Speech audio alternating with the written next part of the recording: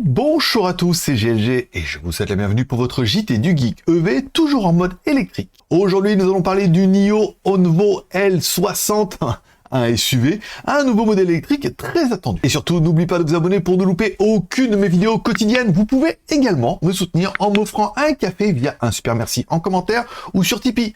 Le JT du Geek EV, c'est une news par jour et une news supplémentaire pour chaque café offert. Le NIO Onvo L60 sera donc équipé d'une batterie BYD de 60,6 kWh pour une autonomie allant jusqu'à 555 km. Voilà, pour les plus thaïlandais d'entre vous, ça se dit ha ha ha. Les versions monomoteurs offriront une autonomie de 555 km ou 525 km selon la taille des roues. La consommation énergétique du L60 est de seulement 12,1 kWh au 100 km grâce à un coefficient de traînée aérodynamique de CD 0,229, meilleur que celui du Tesla Model Y, qui lui a un CD de 0,236. Allez, parlons un peu des puissances, enfin de la puissance et des performances. Les dimensions du NIO Onvo L60 sont de 4828 mm en longueur, 1930 mm en largeur et 1616 mm en hauteur, avec un empattement de 2950 mm.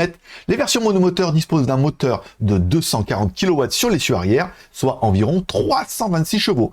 Les versions à 4 roues motrices ajoutent un moteur de 100 kW sur l'essieu avant, soit environ 136 chevaux supplémentaires. Le NIO Onvo L60 sera produit dans la deuxième usine de NIO à Hefei, connue sous le nom de F2. Au niveau du design intérieur, l'intérieur du Onvo L60 rappelle celui du Tesla Model Y avec un écran central horizontal unique pour l'affichage des informations et une sélection de la conduite via une manette montée sur la colonne de direction.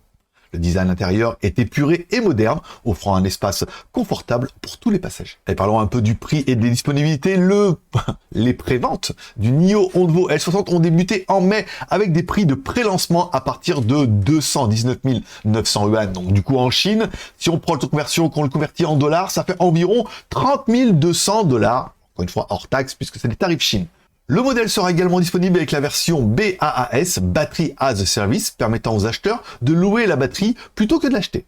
Et maintenant, votre petit devoir quotidien, merci de laisser un like ou un dislike, un petit commentaire et de vous abonner si ce n'est pas encore fait. Je vous rappelle que pour plus d'informations sur le véhicule électrique et les voitures automobiles chinoises, vous pouvez consulter nos vidéos tous les jours sur cette chaîne YouTube et sur notre blog jtgeek.com.